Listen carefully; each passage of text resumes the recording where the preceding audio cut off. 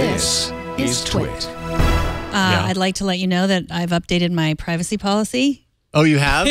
Okay. Would you send me an email with that information? Because I've been waiting and I'm not getting any of those right now. Here's what it says. Because we care about your personal information, blah, blah, blah, blah, blah, blah, blah, blah, blah, blah. That is a dramatic recreation of me reading all of the privacy policy emails that I've been getting. And then I immediately delete them. And our next guest explains why we should not be doing that. Welcome, Brian X. Chen, lead consumer technology writer for the New York Times. Hey, Megan. Good to be back. How are you? I'm good, except for apparently I've been doing all the wrong things by deleting all of those emails that I've been getting. But first, I for those who might still be wondering or just noticed that they were getting all these messages right now, explain a little bit about the General Data Protection Regulation, or GDPR. Yeah, there's a lot of legalese, and it gets kind of complicated. And honestly, it's probably going to be a big mess in the next few weeks as different companies try to comply with this new law.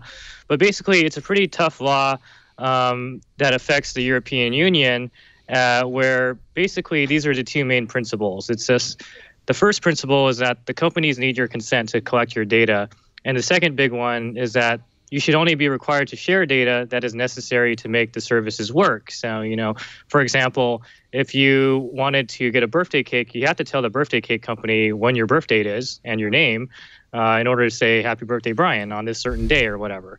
But if there's unnecessary information, then they need to let you be able to opt out of sharing that information, like, say, your work history or whatever is totally irrelevant to the product that they're serving. So that's basically the main gist of GDPR in a nutshell. Okay, so you're getting as many emails. I bet you're getting even more emails than I am because you work at the New York Times. So are you really reading all of them, Brian? No, I'm not reading all of them. I'm saying, because I'm getting a lot of emails from services I don't even use, which is weird. So I ignore those for sure. But I would say for the services that you actually care about, that you use all the time, like, say, for example, Twitter, Facebook, etc., you should probably at least skim the email, because at the very least, they give you a summary of the new controls that you're able to access in terms of controlling the data that you're sharing. There are some new controls in terms of turning things off, like the information you're sharing with advertisers or the information that can be collected about you and be potentially shared with third parties that you're unaware of. This is all useful stuff that you wouldn't know about, and you might leave on. You might keep on sharing this information if you don't bother to read this email. So that's the main purpose of why I say people should be reading them. And in some cases, these are being written in a way that says, if you do nothing, then that acts as your consent for us to continue doing what we're doing. Or right. On one hand, I feel like in light of all of this and the reasons behind it, they should be required to say your explicit action to tell us this is okay is what we're looking for. Or is that the case? And I'm missing the point. Well, it's funny because the way that things used to work, which the entire purpose of this law is to prevent things like, well, just by using this site, you agree to our terms of service, right? That's kind of how things have worked before. The difference now is that people need to give their explicit consent, right? So they need to click a button saying, okay, I'm okay with these new rules or this data collection that I'm doing.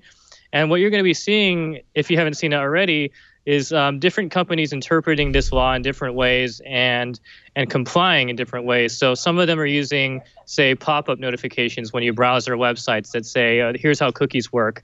By clicking OK or continuing to use the site, then you agree to these terms. Some people are sending emails that say, here's a new privacy policy. And by the way, by continuing to use this site, you agree to these new terms, which isn't really how GDPR, it's not really intended. It's not really what the lawmakers want, but a lot of people are kind of interpreting it their own way and complying with that rule, however they really want. I think it's gonna shake out kind of in an interesting way in the coming weeks. Mm-hmm. So what you're saying is that if their new privacy policy update comes in a pop-up and you click agree, then you are giving consent. But if you're just not reading the email and deleting it, they can't say that that's consent, right? They might try to argue that's the thing that's kind of hairy right now, because the way that the regulations are written is it says that if there's a type of data collection that's kind of tricky, you need to get consent from the user. And I think some companies are still going to try to make you give consent by simply sending you an email and saying you're giving consent by using the website, even though I think technically they're not supposed to do that. I'm already seeing some people try that still. Now, one thing that this kind of reminds me of is in the world of smartphones, we give explicit consent for things when we install an app, and it says, hey, would you like to grant access to your contacts, because we really need that for the operation of this app. And what we found over the years is that many times, like, that's just not necessary, but they ask for it anyways, and we do it because for the same reason that we click OK on a lot of these things online. Does the GDPR actually apply to the smartphone side of things as well? Is it widespread? And if so, are we going to start seeing these things inside of applications going forward?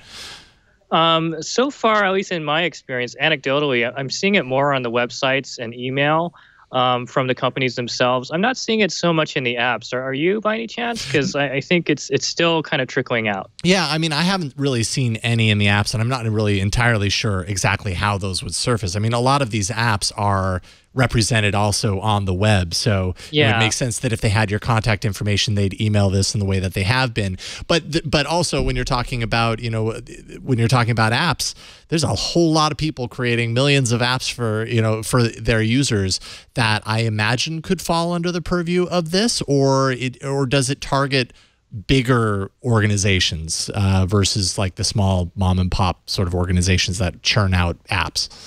Well, I mean, that's a good question. So something that people have raised is another issue is that big companies are going to have an easier time redesigning their applications and different parts of their software in order to comply with GDPR, and people with fewer resources might have a harder time doing so.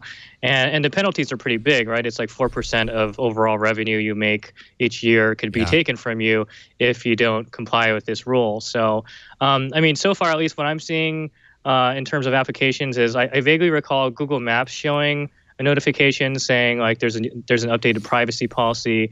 Here's the gist of what it's about. You can read the whole thing here if you want, but you have to click OK in order to continue using Google Maps. That's one example of a big company using the notification to comply with the new rule inside an application. Well, you bring up a good point, is that I was trying to think of, have I seen them in any apps? And I think it's just something that, I've just become so used to that. And especially when you're talking about deleting emails from your inbox, that's an action that you have to take to clean it out. Anyway, I do. I practice inbox 0, so it's important to me to get rid of them. But if you're talking about trying to get an app that you want to use and you want to use it right then, like, I would have no idea because I just click agree all the time. Maybe I should focus more on paying attention to that than I should on my inbox 0. But we'll see.